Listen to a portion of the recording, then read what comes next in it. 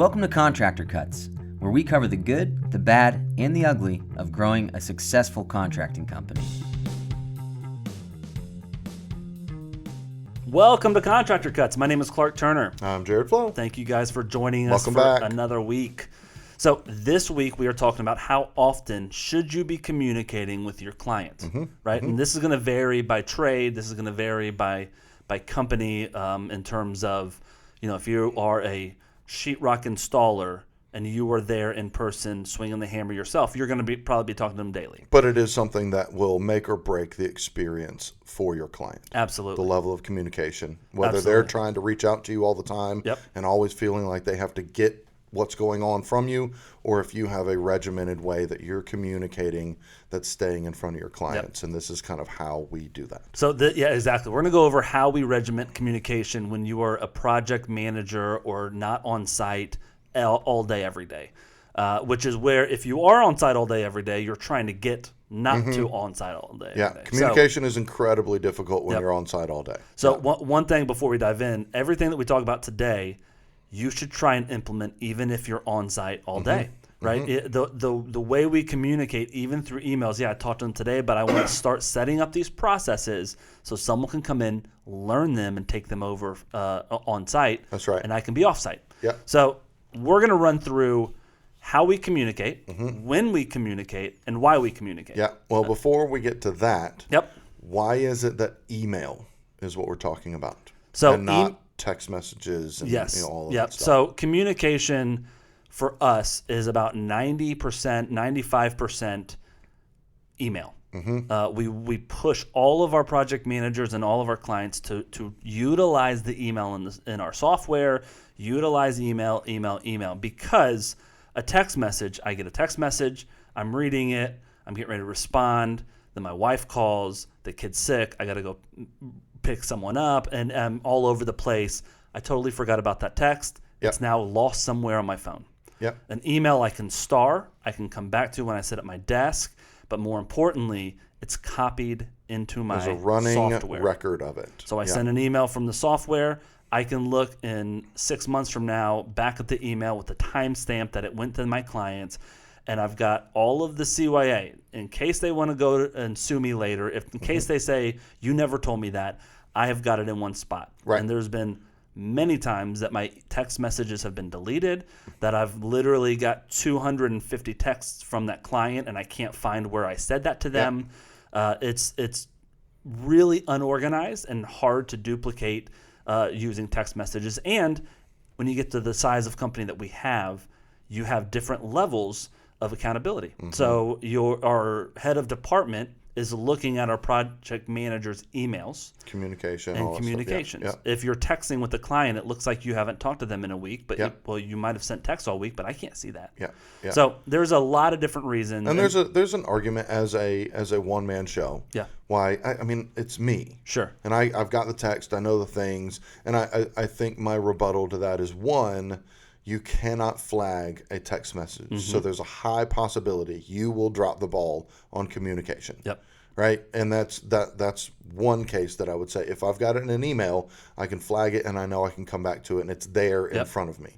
The second one is like, if the intent is to grow, you can't stay in text messages, because when you hire on a project manager and then 2 and 3, like you said, if there's no email communication and it's only being done by text, you can't see as their leader, as their manager, that they're communicating well with your client. Well, Jared, my client prefers text. They ask me, they always text me.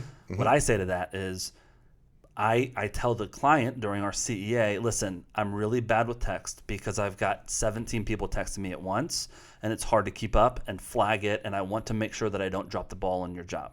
So if you could please email me with information, email me with stuff. I might text you here and there. You might text me.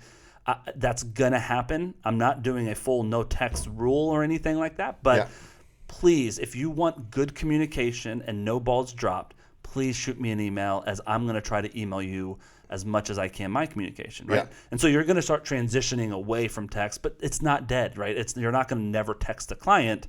It's just more of the unimportant stuff goes through text. Like, I just got to drop this and, hey, you said this paint color, right? Yep. Okay, cool. I just want to make sure. Whatever it is. Yeah. So, yeah, that's... For us, email. It's what we've decided. It is the best way for communication, accountability, record keeping. It's just what we think has been the best for us. If you want to send us emails and communications saying that you think it should be another way, send it. We'll talk about it. But for us, that's what we've decided, and that's where we're going. Communication, email, and text messaging, and the last one are phone calls. Yeah.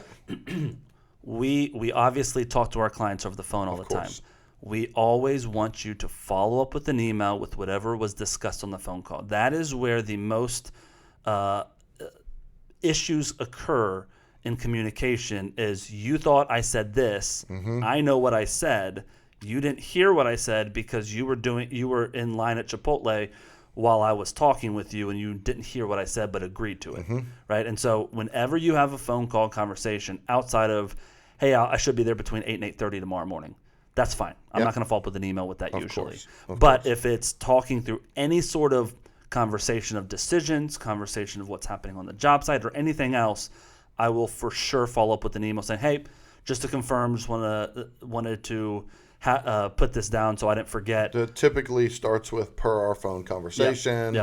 These are the things that we talked about. Here's what we agree. Are you on the same page? Yep, that's right. So that's what we're talking about today. Everything is really going to be how we email our clients in this communication. There's a couple spots where we do in person, but let's walk through it. Yeah. So we're going to walk through not a job, but a client intake all the way through. From first contact all the way through the end of the job. We're going to walk all the way through when should you be communicating and how often should that happen. So let's start with intake, Jared. I got a client. They called my office to say, hey, I need an estimate. Can you guys give me an estimate on my kitchen renovation? That's right. What's your first? So the one piece about that is that piece needs to be pretty regimented so that it happens the same way every time. Yep. For us, and the way that we have our contracting company set up is that phone call comes in, it immediately goes into our software and goes to a place called leads. Right, and leads is flagged that says if it is in the lead status, it needs to be moved out of that where somebody is owning it in that day. Yep. So it's not even 24 hours. It's like as soon as it comes in, it needs to be assigned to somebody to own it. Yep. And at that point, whoever's owning it, before that, our first intake, our office manager will say, here's what we've got, here's how we do this, start initiating the desk estimate process and sending email communication that way clearly of what to expect and whatever. And then it gets assigned to whoever's going to be continuing to follow up with them to set up that desk estimate or the first level of contact. You will never hear any of our employees say, oh, I thought that you were going to do that. Yeah. Right? Every single part of this process is assigned to a person. They either pass or fail. Yeah. Right. So our office manager for us is the person that receives this, and it is on her responsibility to make sure that it gets to the next spot where it passes to our head of renovations. And she knows that it is her responsibility to own that ball until she sees the other person who will now be owning it pick it up. Yes, and we have spots where that happens. Now, if you're a one-man show, you are the office manager. That's right. And so you are owning this part of it. Now, a lot of times we see guys working with maybe their wife or their girlfriend, or they got their little brother that's helping them out, and there's someone else answering those calls or helping with emails. Have the conversation, who is in charge when the client comes in, and when does it pass to me?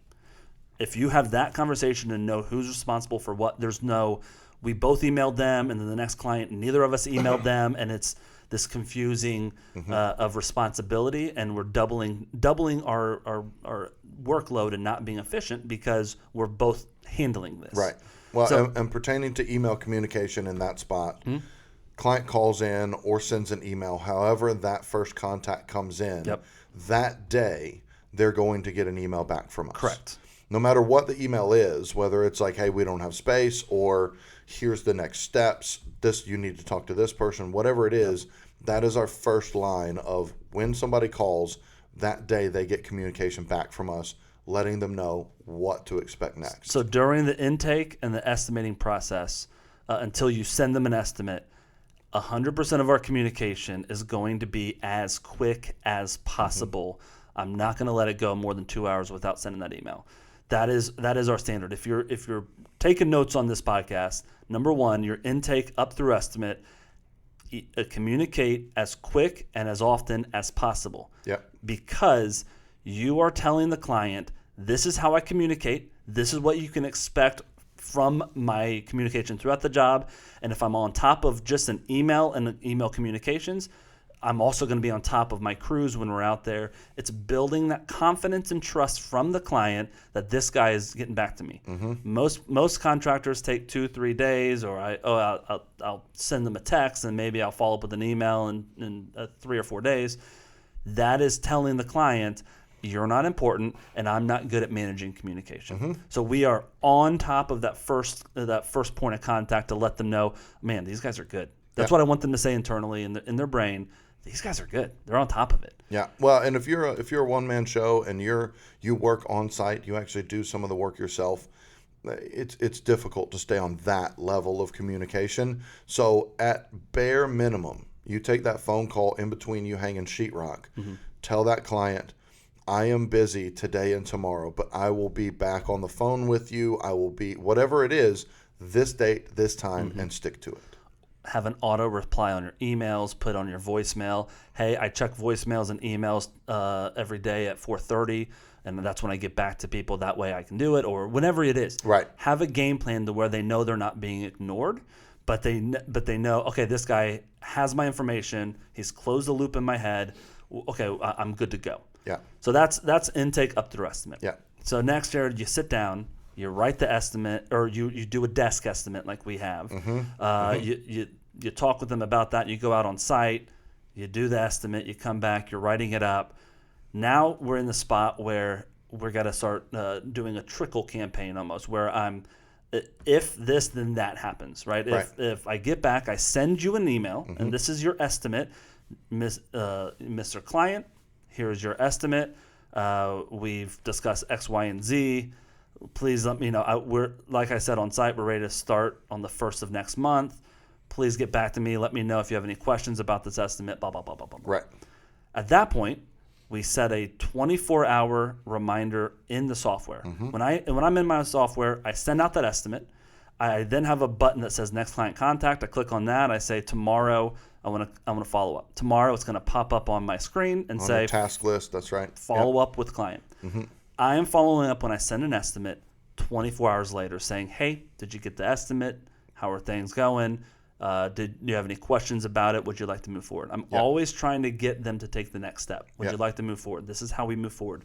This is what you do if you're ready to move forward. We're going to set up an office meeting. Yeah, and if after that 24 hours you've sent that email, and you still haven't heard back from them, our next line is you pick up the phone and call them. And I could see people in this spot being like, dude, you're on top of them. Like, you're really pressuring them. And here's the reason why. I sent the estimate. We've already had some communication. I sent the estimate. Did it go to their spam? Did they actually get it? If it did and they didn't actually get it, if I let that roll a week and then I call them and say, hey, did you get that estimate or whatever?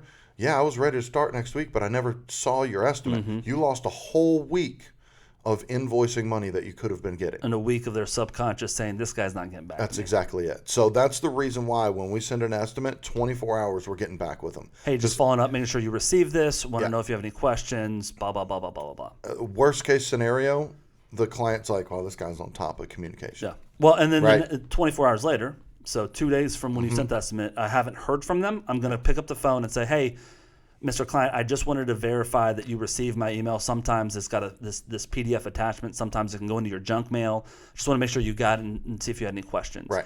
That's not offensive to anyone. Because like, oh, yes, I did get it. Sorry, I've been busy. No problem. Let me take a look at it, and I'll get back to you by Friday. Right. Great. Now that I know when you're going to get back to me or I'm going to get back with you, I'm going to follow up on Friday.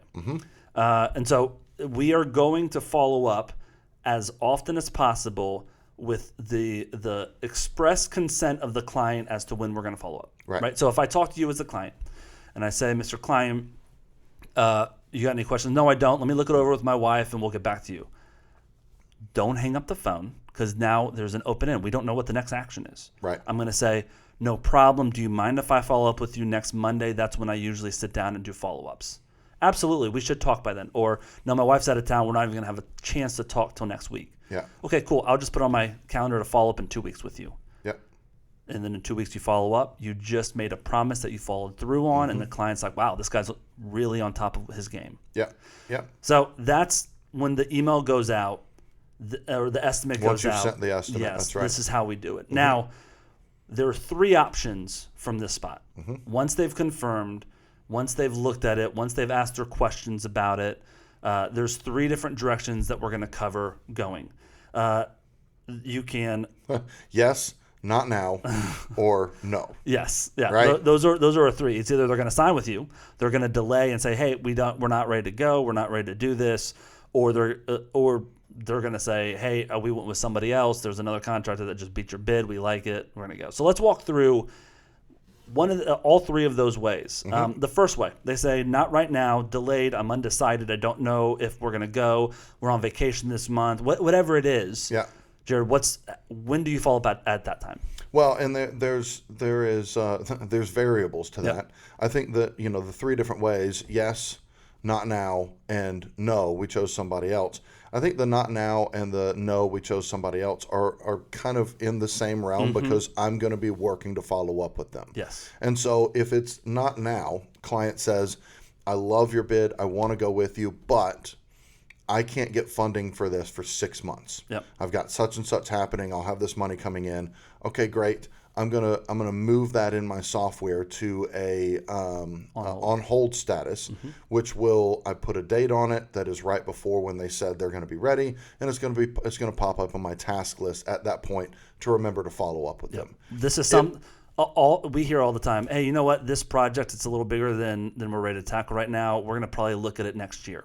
That's right. So then you say, okay, January 5th, I'm going to set a follow-up and put this job on hold. Yeah. And when you do that, it disappears off my screen, and on January 5th, it pops right back into the Hope status your year's gone really well. Yep. Just wanted to check back in with you. Blah blah blah. Yep. Right. Just it again confirming that feeling to the client. This guy's on top of it. It's a year later, and he's following back up. So that's huge. I think this is one of also the hidden parts that is what the software changes your company so much that people don't realize. Because if that's the case, if I'm working off a Yellow Pad or out of QuickBooks or out of Builder Trend or one of the other softwares, right, they don't do that. And so what I'm doing is he wants to do it next year.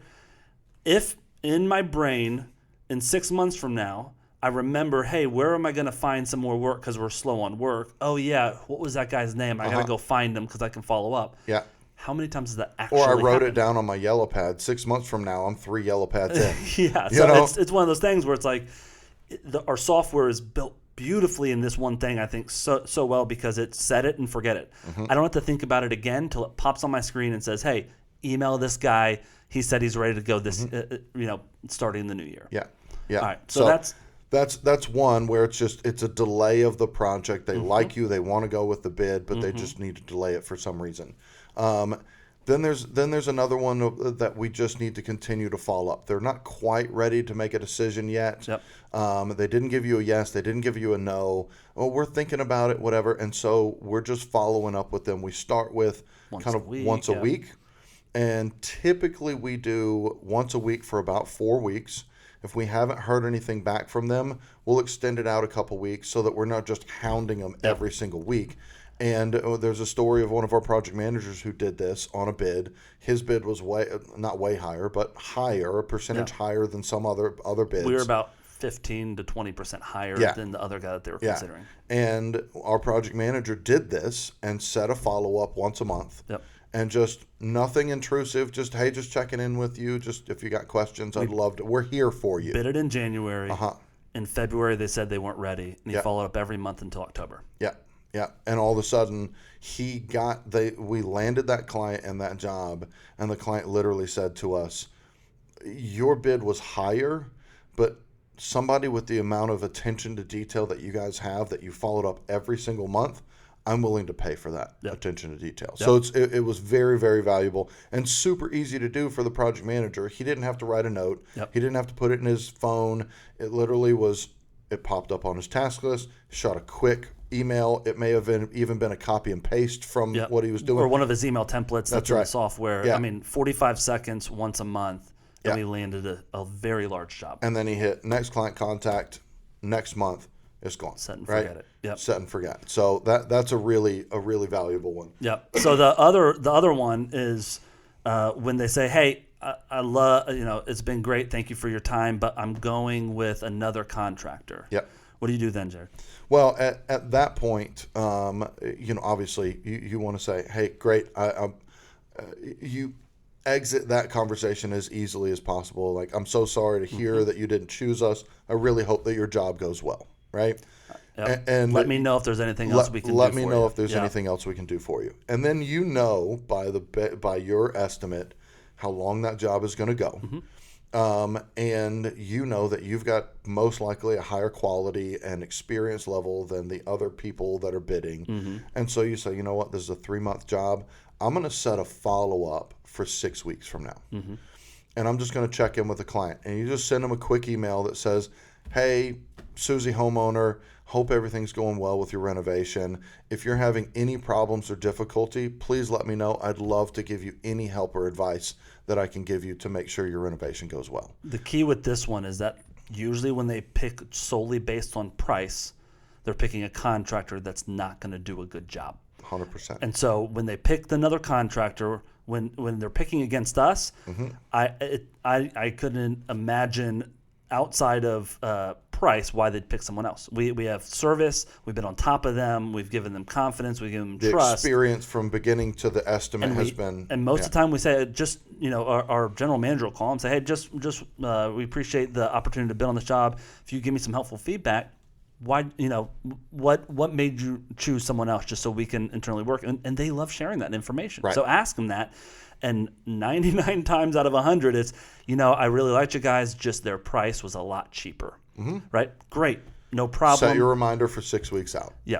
When you set your reminder and email that client and you say, hey, just checking in, they're not having a good time with their current, and they're like, I want to get out of this. I just don't know how. I want to call that guy back, but I told him no already. And so when you reach out and say, hey, how's it going? Can I help you in any way? It's like, actually, I mean, how many times have we got that email? Actually, it would be great if you can. This guy sent me a change order every week since we started. And I cut him a $10,000 check, and I've seen him twice. Right. And it's one of those things of like, I don't feel comfortable with this guy. And so this. We're not going to go deep into this of how you do this. We're going to pause, and next week we're going to cover how to do a job takeover from another when another contractor's already been there, because it can go very, very well, and it's very easy for it to go sideways. Yep, and it's not hard to set it up and actually be the hero in this situation if you do it right. If you do it wrong, you're going to be blamed for every issue. But there's a lot of details and explanation that we'll do a separate podcast to go over. Yeah, the next podcast will definitely cover all that. So that's what we do when they go with someone else. We try and get their business in the future. We set a reminder. We reach back out, and maybe they use us again. But here's the thing: most contractors don't do a good job at something. Right. Mostly it's usually communication. And so even if they complete the job with that client and that client's neighbor says, hey, you did a kitchen, do you have anyone that you recommend? Well, we've impressed them, right, and this guy screwed them. Yeah. They're going to be recommending us. Yeah. Even if we didn't do the job with them, they'll say, hey, why don't you call these guys? They were really impressive. I didn't go with them, and I kind of regret it. Then we're getting that long-term, the ripple effect in the community, in the neighbors, in the friends and family, and this is how we grow our company organically. Free marketing. Free advertising, free marketing. This is how we don't pay for marketing, but we have our clients marketing and non-clients marketing for us. Right. So that's the no and the not maybe. Right now, maybe later, right? Yep. So the next one is they chose How do we communicate when they say, you know what, Jared, you're our guy, we're going to sign with you, what do we do next? And so what the next communications, obviously, we ask them to come into the office, if you've heard our other podcasts, and do a client engagement agreement meeting where we sit down and walk them through the rules.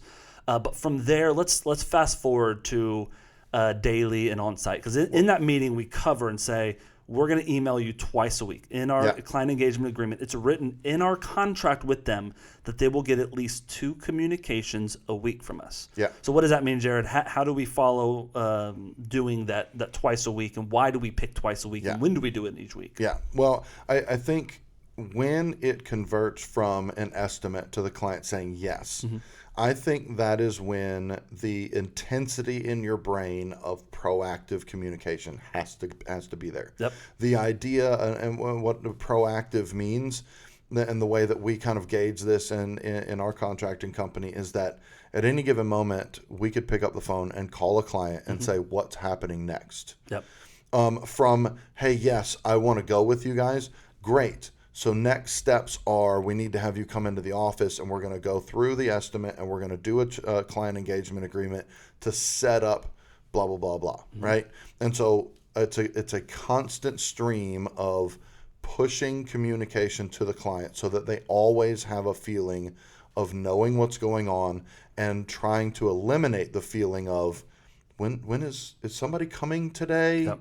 I thought the paint was going to be done today. Like that feeling leads to a feeling of untrust. And that's going to happen on every job. 100%. And so we are going to minimize as much as possible the times that we can control that happening, right? I can't control if that painter gets a flat tire on the way to the job site. And so they're going to feel that. Yeah. But this I can control. This I can communicate, and this I can still build that trust. So when that flat tire happens, they're like, I believe you. I trust you. Yeah, well, and so, and what you talked about as far as 2 emails a week, we kind of came to that of 1 email a week is fine. Yeah. I can put a large amount of communication in 1 email a week. Yep. But the way that we regimented the schedules of our project managers so that there is specific spots on every day of the tasks and things that they need to be doing, whether it's office work, on-site walks, communication, invoicing, paying their people. If we didn't have an organized way that's regimented of every week, it's loosey-goosey. It's all over the place. You never know when things are happening. So Not duplicatable. It's not duplicatable. That's exactly right. And so we have a regimented way of doing it. And by nature of doing that, what happened was our project managers do a walk the first day. And then the second day is when they're in the office. It's an office day where they're paying their crews, they're sending out invoices. Well, if you're sending out an invoice, I can send an invoice that says, hey, Mr. Client, here's your invoice for the week. Or I can say, hey, Mr. Client, per our conversation, here are the things that got done this week. Here's your invoice associated with those. The rest of the week is going to look like this. I'm going to be walking it later on this week and give you a further update. Yep. You're already sending an email, right? So at that point, we're doing that. And then later on in the week, so they get 1 email around Tuesday. It doesn't make sense to do another one on Wednesday, maybe Thursday. We typically do the second one around Friday because I've had communication with my crews. I may have gone and done a secondary walk on that property that week, depending on the regimen of my schedule, right? Because Fridays are typically a half and half day, half office, half field. And so the guys will go run a bunch of jobs first thing in the morning on Friday, and then show back over here midday and finish out the week with their computer work, updating software and communicating to their clients. And what we found is by doing that communication on Friday can now be, here's what happened this week. It went according to plan or no, it didn't. And next week, my plan is this, and this is what you can expect. And what also happens by doing that on Friday is it helps protect the project manager's weekends, right? Because I've proactively communicated, the client already knows what's coming next. So I've eliminated some of those weekend communications that are just bogging you down and whatever. Well, so that's regimenting your schedule really, really helps you obtain a proactive communication with your client. Well, one of the things that our company does, and that we show and give to our clients, not in that way, but in ProServe Alliance partners get this, is we say, this is our Monday through Friday schedule. Take it and edit it. And a lot of our clients take it and change it around, and they invoice on Thursdays. And, Sure, right? yeah. You don't have to do it by our way. We've got a really good way to do it that we love. So, and we're not going to dive deep into scheduling today. Yeah. But what you just said is exactly right. Our minimum communication is Monday, I'm going to walk your job site. Monday's our field day. We walk job sites. And that's when we say in our client engagement, if you have any questions and concerns and you want to walk the job with me, I'll be there Monday. Yeah. So that way, when you call and text me on Saturday and say, hey, can you swing by here? I can Sure, say, Monday. Absolutely. Like we talked about, I'm out there on Mondays. I'd love to walk with you. So that's one of the possibilities of a communication is I'm on site. You know it. Come walk it if you want. Right.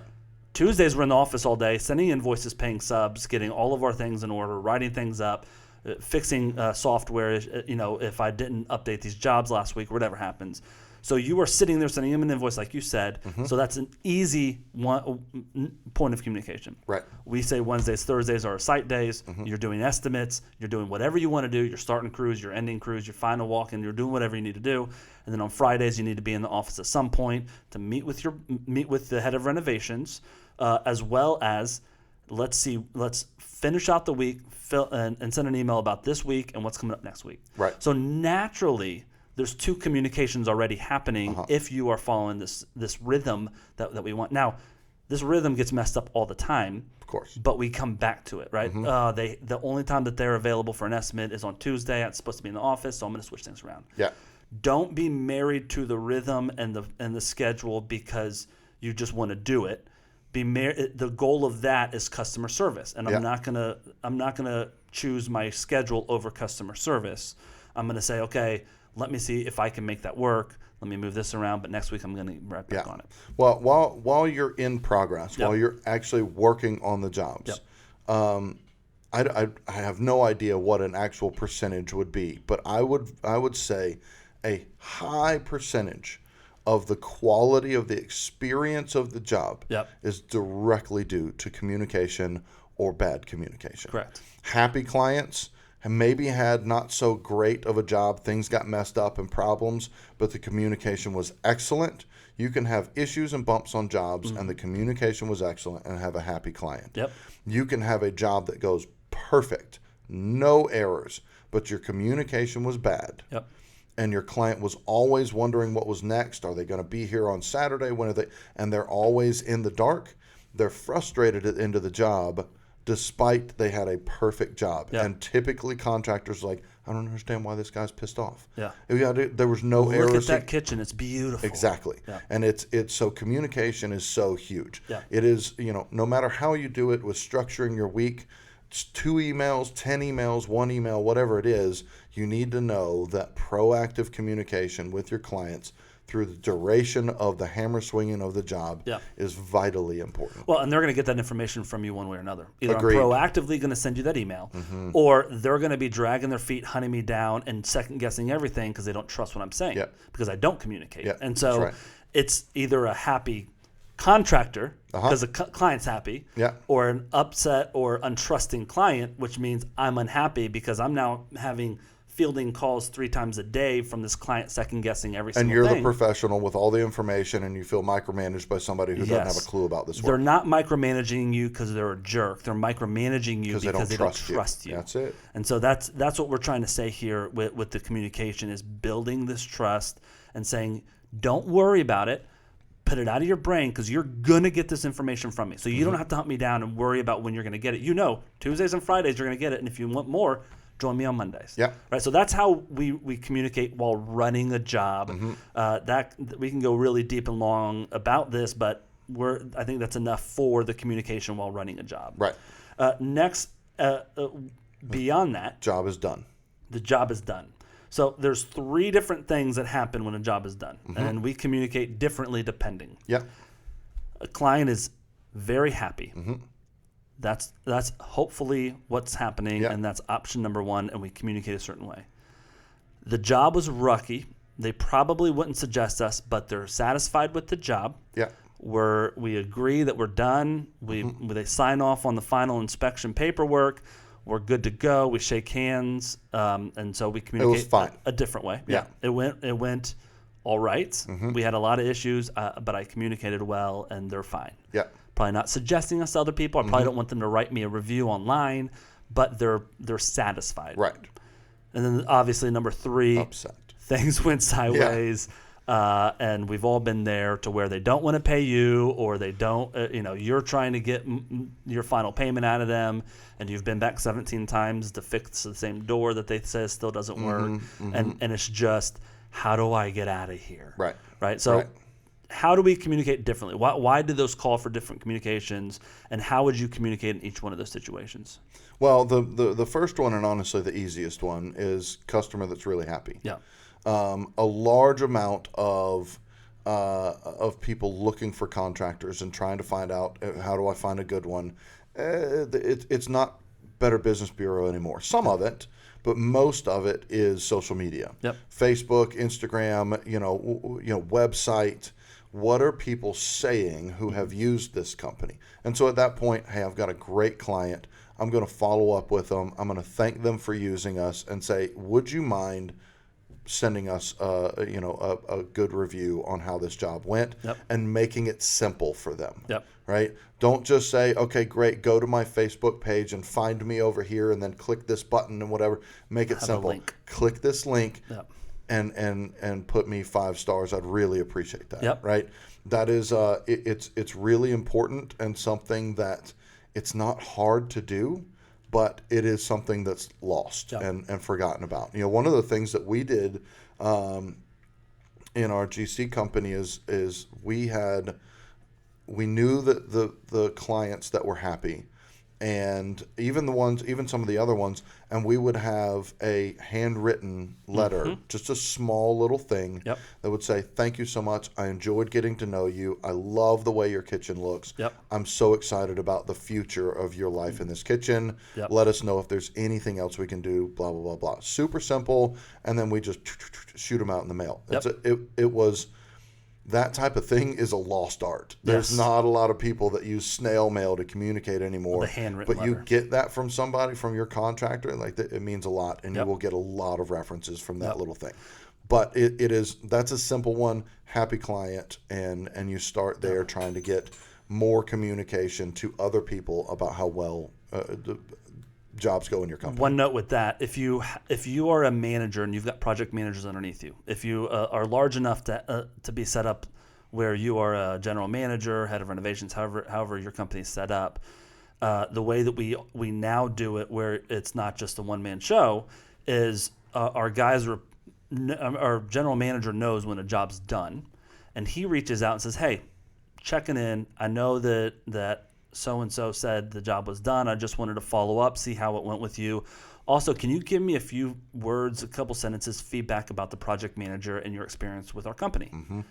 They then send an email back that we can use to promote our guys and show them affirmations internally. But also, when they then give us all this good information, we then say, "That's really amazing. Thank you so much for this feedback. Would you mind writing a review telling people about this?" Right.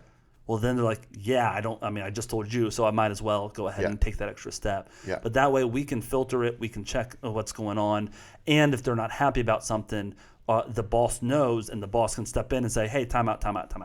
What do you mean we invoice for stuff we didn't do? Let's talk about that." Right. Well, it's not a big deal. It's like a couple $100. I'm just going to pay it. No, you're not going to pay it if you right. And so we can step in for any issue that the client might say in the back of their brain. I really liked using these guys, but I just don't know if I'd use them again. I pinpoint those at that time and step in and fix them. So the 2 layers of communication, when you've got 2 layers in your company, is super, super important to do. I mean, something simple in that client, the client says, it just felt like there was a couple $100 worth of things that I wasn't sure that I got approved and whatever. And it's fine. It's not a big deal. As the manager or the project manager, you can go out and get them a gift card and say, "Hey, here's $100. I want to cover the cost of that."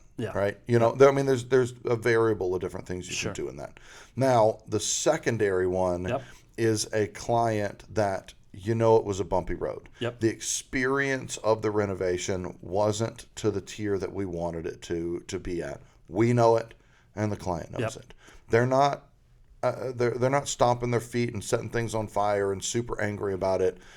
But they're not calling you next time, probably. They're not calling you next time. They're probably not giving you a great reference. And if they gave a review, it would probably be a 3-star with they were okay, but. Yeah. Right? So I'm not asking for that review. That's right. Yeah. So, but in that place, one of the things that we really love doing in that spot is going to that client after the fact and saying, hey, I heard that your basement turned out really nice. Yeah. I've seen pictures. I think it's a great spot. But I also heard that there were some bumps along the road. Yeah. We're constantly trying to develop and get better at what we do and calibrate to even be better for the next time. Would you mind giving me some feedback from your side perspective? That I would value that a lot. Mm-hmm. How could this have gone better? Yeah. Where did it get off track?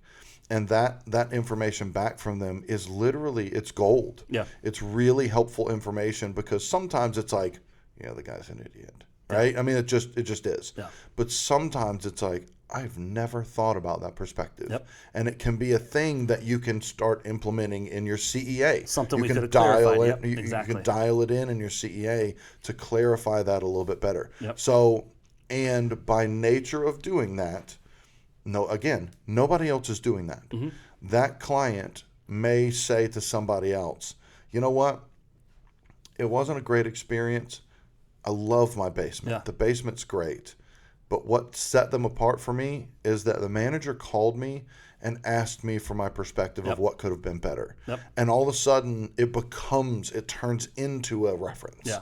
Right. I would, and for the one-man shows out there, if you're not a manager and you know what's going on day in and day out and you're on site all the time because you're the project manager yourself, you're going to do something that is counterintuitive, but psychologically is going to set you apart and make you the winner, right? Mm-hmm. So this is what you do, and everyone, if you can do this, we've talked many times about the most important thing is to be self-aware. Right. And a lot of contractors we talk to are not self-aware. And if you can do this is being self-aware and showing your client that you care and that you are. So this is very counterintuitive. But when it was just me running my jobs, I'm the project manager, I was a one-man show. There were a lot of problems. There were a ton of problems. I didn't have a red beard. That's right. And so what I would do is say, list out every bit of ammunition so they can't do it. I mean, it's like 8 Mile with Eminem. Right? I'm going to cut your legs out from underneath you so you don't have that ammunition because I want you to know that I know that was wrong. Yeah. Most guys... The intuitive thing that most guys do is like, okay, well, I'm going to try to show them how good I was. I'm going to list out all the good that happened. No, because they're like, but. There's always that. And you're making the client think about all your bad stuff. If I lay out every bad thing that happened and not make excuses, not say, but this happened because of this guy, and I know that, and this happened because of this guy, but you say it in a way that says, this is unacceptable. I'm sorry about this communication. I'm not okay with that, and that happened when I was running this job, and I'm working on that. Right. And I also know that crew that showed up and said that thing in front of your kids that they shouldn't have said, that person's not going to be working for me anymore, but that's not okay that happened. And I'm sorry about that happening too. But outside of those things, is there anything else that I need to be working on that I'm not aware of? Yep. And then the client usually is like, no, you're other than that. Like you guys did a great job. Yeah, other than that. And so you've let them know I am aware of those, and that's not normal for our company. And if you deal with us again, those things won't happen. Right. So don't fluff your feathers in trying to show the client that you're really good. Let the client know that you're really bad. If you tell a client, I am working on my company, these are the things I'm trying to change, that is connective with them. That is like, I get that. I screw up at work too, right? And it's letting your guard down and not trying to pull the wool over their eyes. Right. And so if you're going to communicate, what you need to do is, if you're a one-man show, sit down and say, okay, this is my issues. Anything else, I'd love to learn from this experience, and I hope you know that this isn't okay by me. Right. So that's how we do that. The other thing with an angry and upset client, right? If they're getting to a spot where it wasn't the neutral, yeah, I kind of liked it, I kind of didn't. The third and last one that we're going to cover today, which is a difficult one, is the client is irate.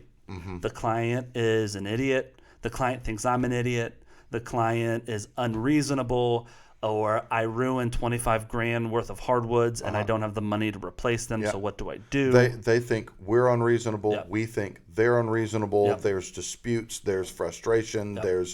It's almost impossible to find a common ground. Yep. So it's a hard spot to navigate. Yep. So when that happens, there's two things. My general rule of thumb when there's an angry client and I believe that client is absolutely crazy, my email, this is such a situational thing, but usually my emails on those are going to say something to the point of, listen, you think that what we did was not right. Mm-hmm. And you probably think that we're not a good company. Right.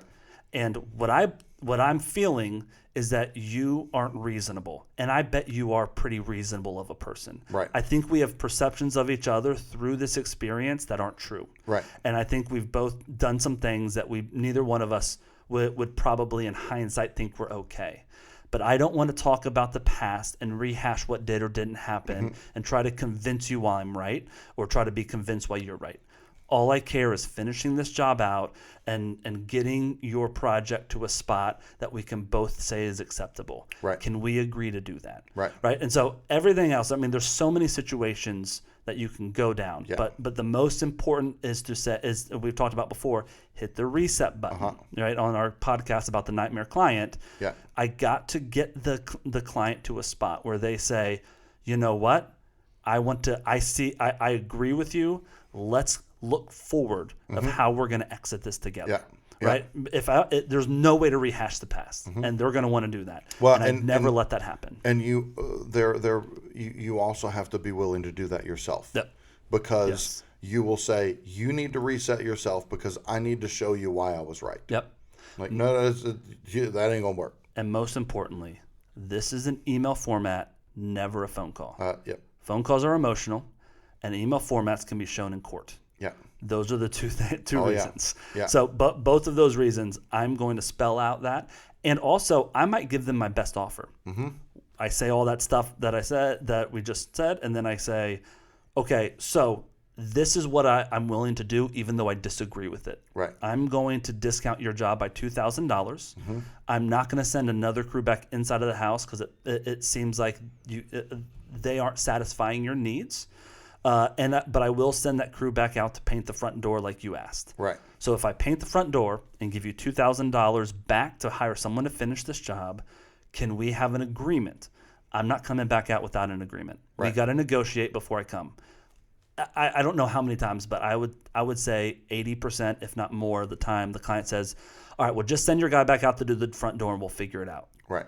No, I'm not spending more money for you to not pay me. Right. So we need to come to a written agreement as to how this exits, how much you're paying me, how much you're not paying me, how much I'm cutting back to you, whatever it is. Right. That is going to be decided before another person sets foot on your job site. Mm-hmm.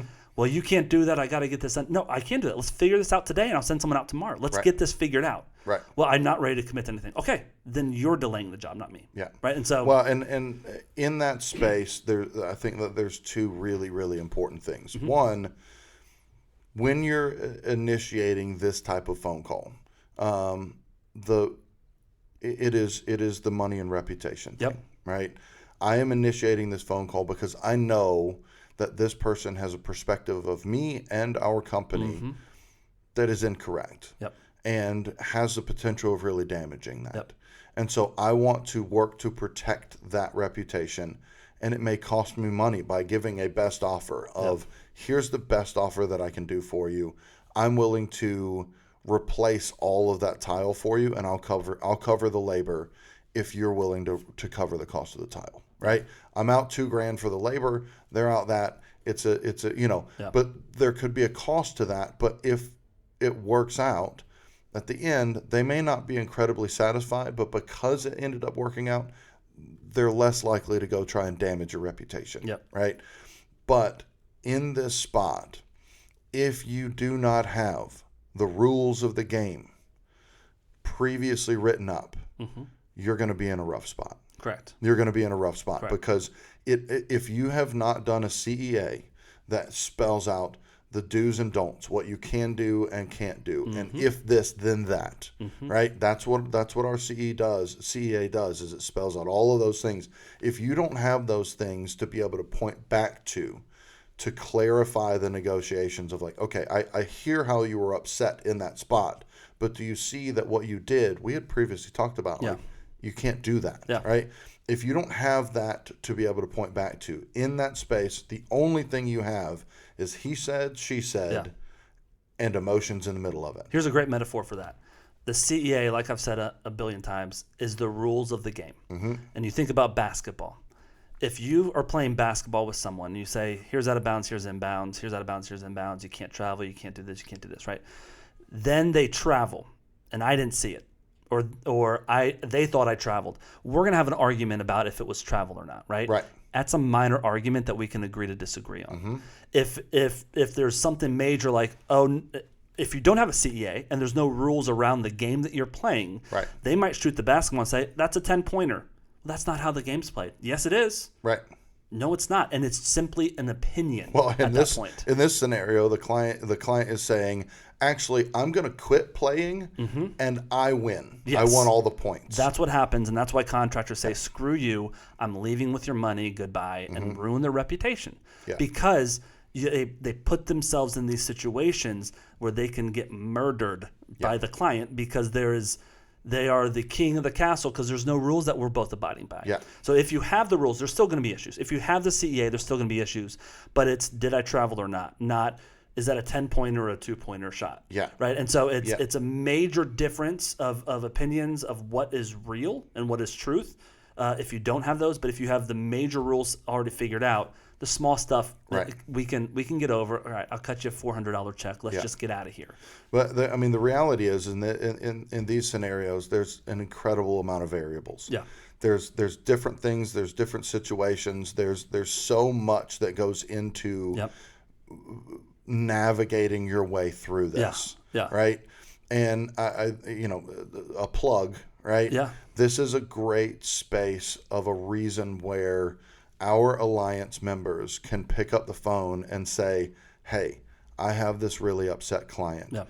Can you spend a little bit of time with me? I'm going to spell out all the details. Yep. Help me de-escalate. Yeah. Right? Where am I being Am I wrong? being crazy right now? Yeah. Who's crazy here? Because I feel like this person's an idiot. Yeah. And then we say, well, did you do this? No. Did you do this? No. Okay, so you didn't do those things, so they're not an idiot. Right. They just have unmet expectations. Yeah. And what's very valuable of that is you've got heightened emotions in it. You have the need and desire to prove that you were right.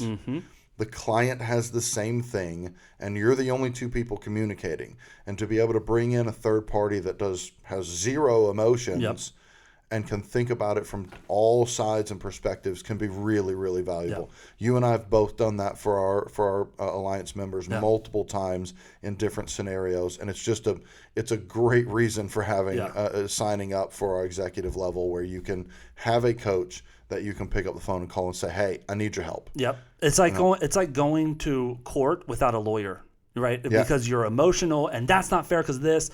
Well, let's hire a lawyer to come in and say, actually, objection, time out. You can't do that. These are the rules. Calm down, client. We're not emotional, right? And that's what we are for all of our partners is, hey, we're on your side. We're going to figure out the best way to win this argument, but we're going to leave your emotions at the door. That's and we're right. going to talk through what is and isn't available, and we're going to try and help you figure out the best way to save the most money as well as your reputation. That's right. And that's extremely hard to do yourself when you're emotionally heightened. Yeah. So I think that's one of, I would say that's in our top 5 best things that we do as a coach. Yeah. I think there's a lot of other things that we do, but I think that is something where you have to lean on us hard. It lends an incredible amount of value. Yes, for sure. Yeah. So next week we're going to be talking about job takeover. So if a client says, hey, I really hate and I'm about to fire the contractor I'm with, can you take over the job? what should you do? Yep. What are we doing? Right. And so Yep. that's something we're about to cover.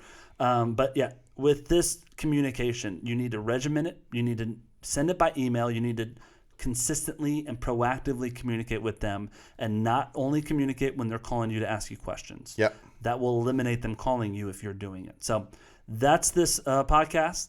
Anything to add? I think that's it. Cool. Well, See you thank you next guys so much. Check us out on our website. Send us an email. We'd love to hear from you. See Thanks ya. so much. Bye.